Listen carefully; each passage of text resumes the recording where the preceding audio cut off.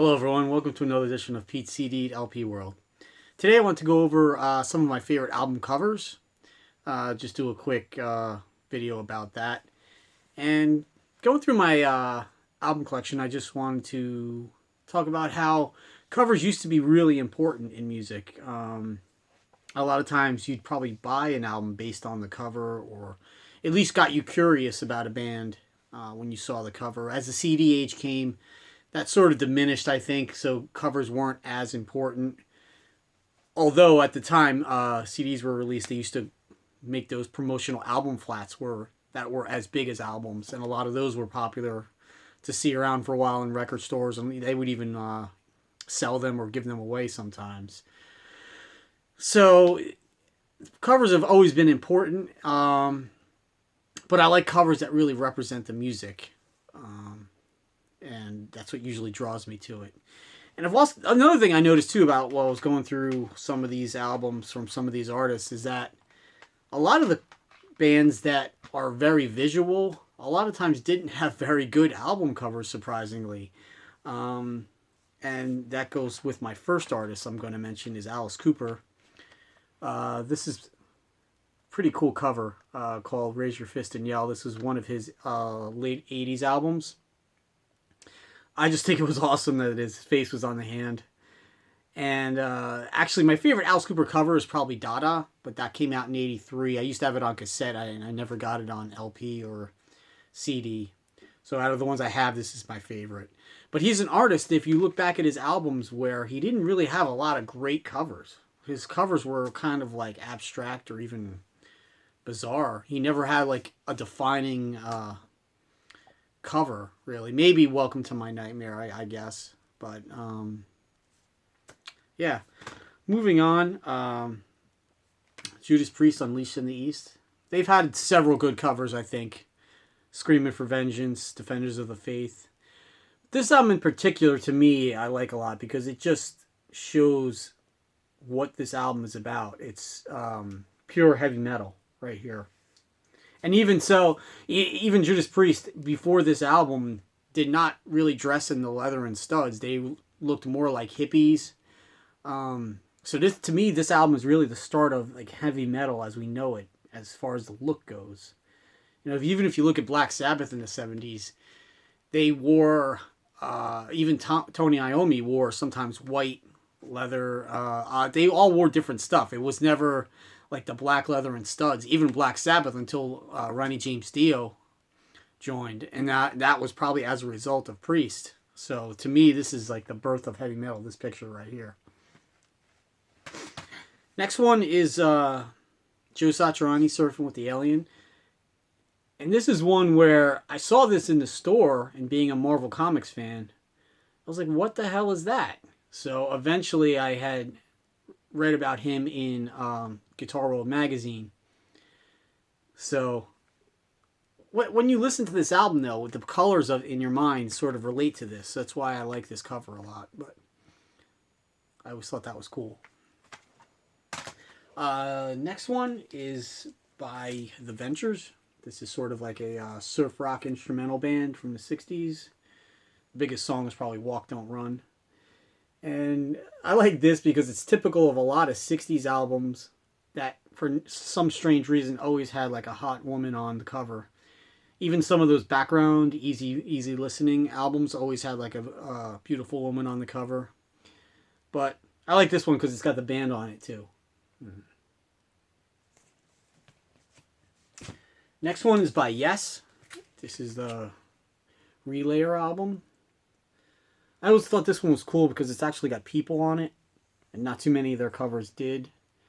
I would have picked Tales from Topographic Oceans. That was a really cool album cover, but I don't have that currently, so I went to go with the best one I had, I thought. That cover's got a cool picture as well. Next one is by The Who. It's The Kids Are Alright. I always loved this image of The Who. Always wanted to get the movie poster for this to hang up in my basement here. And Kids Are Alright was really my first introduction to The Who. Back in the early days of MTV, like 81, 82, they used to show a movie or concert every Saturday night, and The Kids Are All Right was one of them they used to show, I think, at least a couple times a year. So that was my first introduction to them, and then a couple years later, my cousin had this soundtrack on cassette, and I actually dubbed a copy of it, so that was my first Who album, per se. And this album is basically a bunch of live tracks and studio performances from TV shows. But it's a good collection, and probably one of the better soundtracks that I have. Next one's Van Halen. Now, Van Halen, going through their albums, they never really had a lot of great album covers. The first one's okay. 1984, of course, is pretty cool. I always like this one, though, because when you listen to this album, the colors that come in your mind are sort of the greens and golds of this. Like, the album sounds like the colors on this cover, so I always thought that was cool. And I always like this logo, the curved Van Halen logo with the Sammy Hagar ears.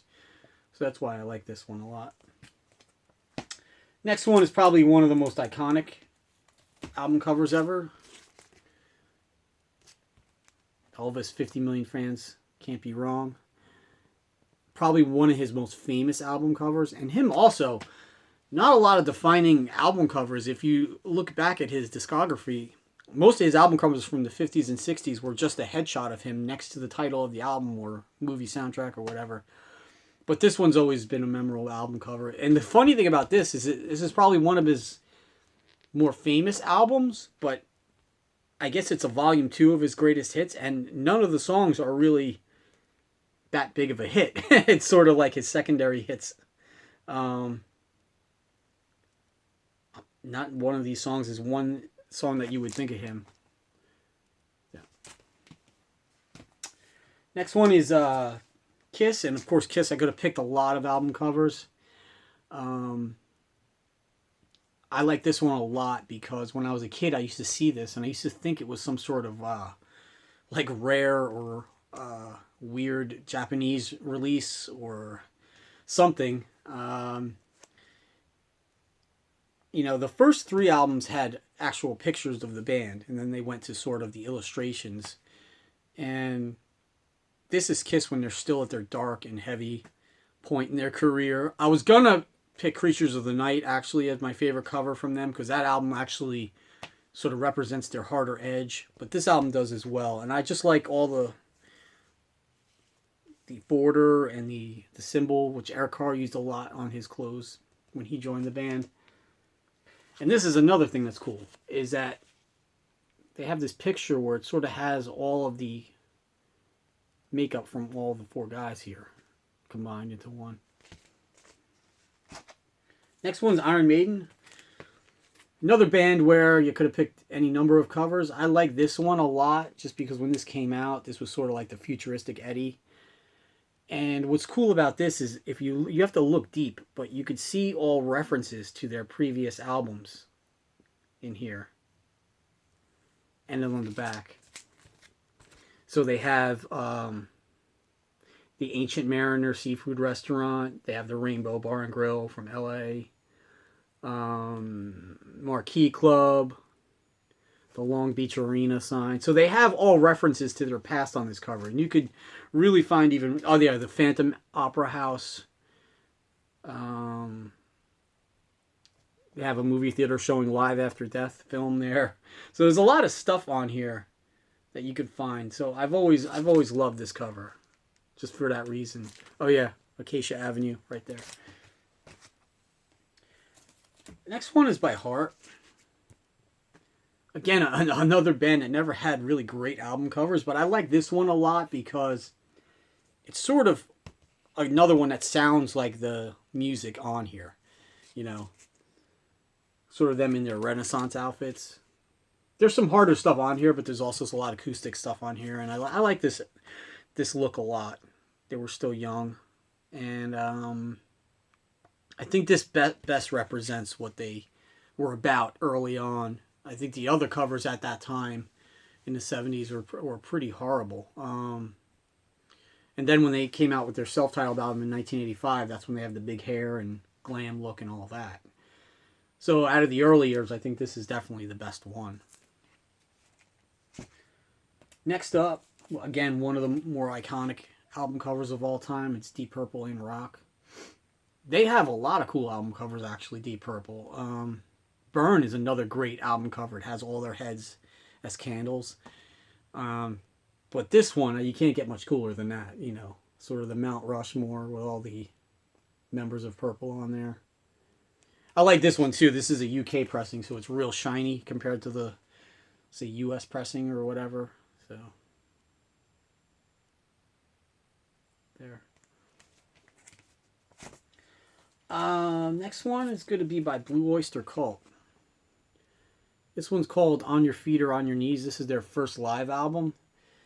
And this album cover, for whatever reason, always freaked me out because it almost looks like that this limo or whatever, they belong to some sort of secret society or something going on that's like very evil and sinister. You know, you wouldn't really know this is a live album by the cover. But again, it's a great album title too. On Your Feet or On Your Knees. That's awesome. But yeah, I always love this cover. Next one is another. That's my last one I have. It's another Roger Dean cover for Asia, the first album. I actually think this is one of the coolest album covers that he did. It's a dragon coming out of the ocean, either playing with a ball or something. But yeah, I always thought that was awesome. Kind of iconic right there. So that's it for now. Those are the ones I pulled. If you like these videos, please subscribe and discuss your favorite album covers. Let me know what you think. All right, thanks a lot.